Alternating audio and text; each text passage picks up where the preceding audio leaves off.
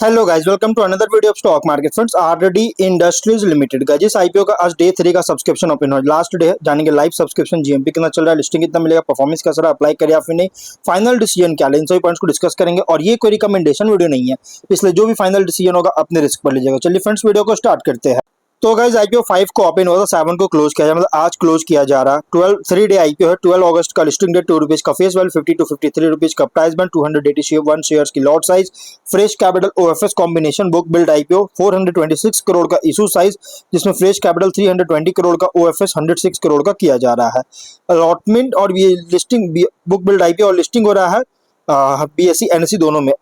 Fresh capital 320 crore का, OFS 106 crore का किया गया है। ऑफर दिया गया है क्यूआईबी, एंकर इंक्लूड नहीं करेंगे क्योंकि ऑलरेडी एलोकेट हो चुका है 20% का। बिग एचएनआई, अगर देखा जाए तो बिग एचएनआई को जो ऑफर दिया गया है 15% और 10% का, स्मॉल एचएनआई 5 और रिटेल 35% ऑफर दी गई है। रिटेल से मिनिमम 1 लॉट अप्लाई कर सकते हैं, 281 शेयर्स मिलेंगे, 14.9 थाउजेंड पे करना पड़ेगा। मैक्सिमम 13 लॉट अप्लाई कर सकते हैं, 1.9 लाख पे करना पड़ेगा। Small HNI minimum 14 lot apply कर सकते हैं, 2.1 लाख पे करना पड़ेगा। मैक्सिमम 67 लॉट अप्लाई कर सकते हैं, 10 लाख रुपीज पे करना पड़ेगा। Big HNI minimum 68 lot apply कर सकते हैं, 10.1 लाख पे करना पड़ेगा। मैक्सिमम कोई लिमिट नहीं है। लेकिन गाइस, कंपनी का 5 टाइम सब्सक्राइब होता है, retail, small HNI, big HNI, जिस भी कैटेगरी में आपको मिनिमम लॉट होगा। जैसे रिटेल में only 1 lot, small HNI 14 lot, big HNI only 68 lot allotment होगा अगर 5 टाइम सब्सक्राइब होता है तो। एंकर से गाइस कंपनी 127.8 करोड़ का फंड रेज कर चुका है एंकर से। सब्सक्रिप्शन की बात करें तो 2 डे सब्सक्रिप्शन अगर देखा जाए तो कंपनी में जो सब्सक्राइब किया गया बहुत ही स्ट्रॉन्ग हेवी सब्सक्राइब किया गया। क्यूआईबी 1.33 टाइम सब्सक्राइब है, ओवर सब्सक्राइब है, 1.6 करोड़ शेयर्स ऑफर था, 2.1 करोड़ शेयर्स का बीट किया, 113 करोड़ का ओवर सब्सक्राइब। बाकी एचएनआई रिटेल में बहुत ही स्ट्रॉन्ग सब्सक्राइब है, जो कि बिग एचएनआई 29.5 टाइम सब्सक्रिप्शन है, 80.3 लाख शेयर्स ऑफर था, 23.7 करोड़ शेयर्स का बीट किया, तो 1257 करोड़ का। और स्मॉल एचएनआई की बात करें तो 36.7 टाइम सब्सक्राइब है, 40.2 लाख शेयर्स ऑफर था, 14.7 करोड़ शेयर्स बीट किया, 782 करोड़ का। रिटेल 15 टाइम सब्सक्राइब है, 22.8 करोड़ शेयर्स ऑफर था, 42.1 करोड़ शेयर्स का बीट किया, 2234 करोड़ का। सब्सक्रिप्शन नो डाउट गाइस हर एक कैटेगरी से बहुत ही स्ट्रॉन्ग किया गया। टोटल हुआ 14.7 टाइम सब्सक्रिप्शन, 82.8 करोड़ शेयर्स का बीट किया, 4387 करोड़ का सब्सक्राइब है। बहुत ही स्ट्रॉन्ग सब्सक्राइब देखने को मिला है।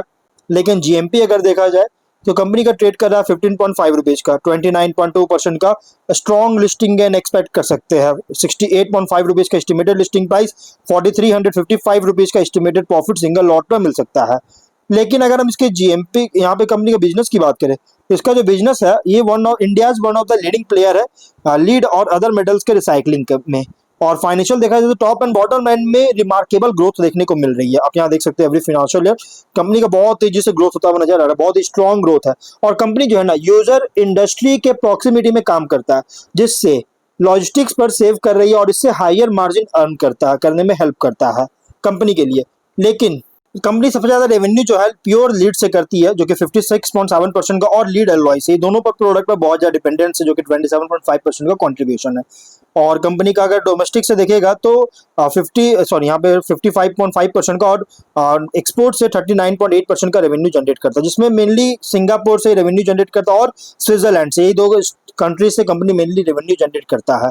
अगर हम यहाँ पे कंपनी का फोरकास्ट करें तो रिसाइकल लीड इंगॉट्स डिमांड का फोरकास्ट 30 फाइनेंशियल ईयर तक का इंडिया में 6.1% सीएजीआर से ग्रोथ करने के एस्टिमेट। वहीं रिसाइकल लीड इंगॉट्स डिमांड, जो कि ऑटोमोटिव नॉन ऑटोमोटिव के द्वारा स्प्लिट किया गया, जिसमें ऑटोमोटिव के द्वारा अगर देखा जाए तो 6.5%, नॉन ऑटोमोटिव के द्वारा 5.3% सीएजीआर से ग्रोथ करने का एस्टिमेट है।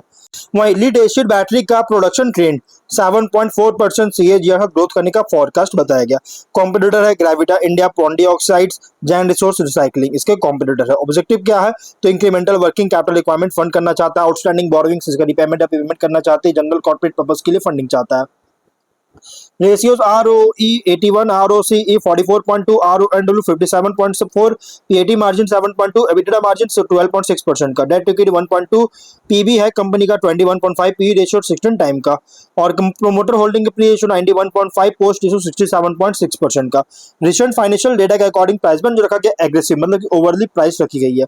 लेकिन अगर हम स्वॉट एनालिसिस करें तो स्ट्रेंथ अगर देखा जाए तो कंपनी ऑपरेट कर रहा है lead recycling and non ferrous metals manufacturing sector में, और one of the established player है इन्वायरमेंटली रिस्पॉन्सिबल रिसाइकलिंग में लीड बेस्ड और मटेरियल्स का, नॉन फेरस मेटल स्क्रैप का, और रिफाइंड लीड और वैल्यू एडेड लीड अलॉयज का मैन्युफैक्चर करता है, जो कि बैटरीज, इलेक्ट्रिक मोबिलिटी, ऑटोमोटिव और इंडस्ट्रियल एप्लीकेशंस में यूज होता है। इंटीग्रेटेड मैन्युफैक्चरिंग फैसिलिटीज है लार्ज प्रोडक्शन कैपेसिटी के साथ, जिससे ऑपरेशनल एफिशिएंसी सपोर्ट करता है। स्ट्रॉन्ग एक्सपोर्ट प्रेजेंस है कस्टमर्स के साथ मल्टीपल इंटरनेशनल मार्केट में, और internationally recognised quality environmental safety certification hold करता है। और बैटरी रिसाइकलिंग सर्कुलर इकोनॉमी से डिमांड इंक्रीज हो रहा है, जिससे बेनिफिट मिलता है। लेकिन वीकनेस की बात करें तो बिजनेस डिपेंड करता है रिसाइक्लेबल लीड स्क्रैप और बैटरी वेस्ट के अवेलेबिलिटी पर। प्रॉफिटेबिलिटी अफेक्ट कर सकता है लीड प्राइस में फ्लक्चुएशन के द्वारा, वर्किंग कैपिटल इंटेंसिव इन्वेंट्री और रिसीवेबल रिक्वायरमेंट्स के कारण। Business subject to strict environmental pollution control regulation से रिलेटेड है, और रेवेन्यू डिपेंड करता है बैटरी इंडस्ट्रियल सेक्टर से डिमांड पर। लेकिन अपॉर्चुनिटीज की बात करें तो डिमांड ग्रो कर रही है लीड रिसाइकलिंग और सस्टेनेबल मेटल रिकवरी के लिए, और electric vehicles, energy storage systems का एक्सपेंशन लीड प्रोडक्ट्स के लिए डिमांड को इंक्रीज कर सकता है। एक्सपोर्ट इंक्रीज हो रहा है, जिससे रेवेन्यू को आगे डाइवर्सिफाई कर सकती है। कैपेसिटी एक्सपेंशन से जो कि ऑपरेशनल एफिशिएंसी, प्रॉफिटेबिलिटी इंप्रूव कर सकता है, और फोकस ग्रो कर रहा है सर्कुलर इकोनॉमी पर, जिससे long term business growth support करता है।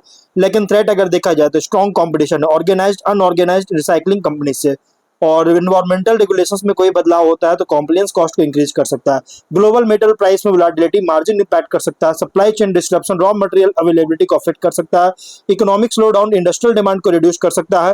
पीयर कॉन्टेक्स्ट में अदर लीड रिसाइकलिंग कंपनीज के कंपैरिजन में कंपनी ऑपरेट कर रहा है एज एन इंटीग्रेटेड रिसाइकलर और मैन्युफैक्चरर रिफाइंड लीड अलॉयज का, और कंपनी कम्पीट करता है manufacturing scale, product quality, operational efficiency, export presence और कस्टमर रिलेशनशिप पर। इन्वेस्टर के लिए आईपीओ प्रेजेंट कर रहा है recycling and non ferrous metal sector play, जहां लॉन्ग टर्म ग्रोथ डिपेंड करता है raw material availability, export growth, operational efficiency और सस्टेनेबल मेटल रिसाइकलिंग के लिए डिमांड इंक्रीज हो रहा है इस पर।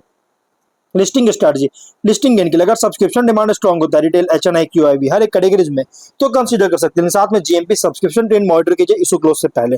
लॉन्ग टर्म के लिए उन इन्वेस्टर के लिए सूटेबल इनका पॉजिटिव आउटलुक है रिसाइकलिंग और building battery materials circular economy पर। लेकिन लिस्टिंग के बाद आपको कुछ पॉइंट्स को रेगुलर ट्रैक करना है, उससे capacity utilisation, export growth, operating margin, customer diversification और प्रॉफिटेबिलिटी आपको रेगुलर ट्रैक करते रहना होगा। स्ट्रेटजी वर्डिक लिस्टिंग गेन के लिए अगर सब्सक्रिप्शन डिमांड जीएमपी सपोर्टिव होता है तो कंसीडर कर सकते हैं। लॉन्ग टर्म के लिए उन इन्वेस्टर के लिए सूटेबल इनका लॉन्ग टर्म व्यू है recycling and non ferrous metal sector पर। इसलिए जो भी फाइनल डिसीजन लीजिएगा अपने रिस्क पर लीजिएगा, ये कोई रिकमेंडेशन वीडियो नहीं है। तो गाइस वीडियो को इंप्रेंट करते कोई डाउट है कमेंट बॉक्स में पूछे। मिलते हैं नेक्स्ट वीडियो में, बाय।